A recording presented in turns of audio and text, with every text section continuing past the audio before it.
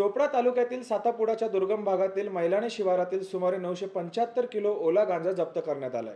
मैलाणे शिवारात गांजाची लागवड होत असल्याची गुप्त माहिती स्थानिक गुन्हे शाखेला मिळाली असता स्थानिक गुन्हे शाखेचे अधिकारी आणि चोपडा ग्रामीण पोलिसांनी मैलाणे शिवारात जाऊन गांजाची लागवड करणाऱ्या अर्जुन सुमार पवरा या संशयित आरोपीला अटक केली असून त्याच्यावर गुन्हा दाखल करण्यात आलाय।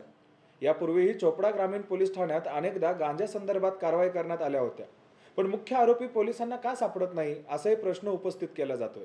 दरम्यान याबाबत पुढील तपास चोपडा ग्रामीण पोलीस निरीक्षक कावेरी कमलामकर करत आहेत।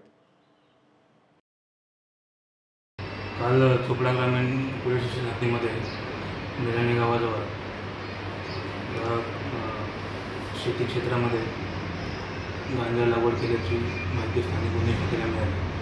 त्या माहितीवरून स्थानिक गुन्हे शाखेचे बदल तसेच चोपडा ग्रामीण येथील स्थानिक पोलीस संयुक्त कारवाई करत तिथे अनधिकृत गांजाची लागवड मकाच्या क्षेत्रामध्ये केलेली आढळून आली। तसं त्या ठिकाणी पोलिसांनी कारवाई केलेली आहे। या कारवाईमध्ये एकूण 975 किलो गांजा जप्त करण्यात आलेला आहे, ज्याची किंमत अंदाजे 45 लाख आहे।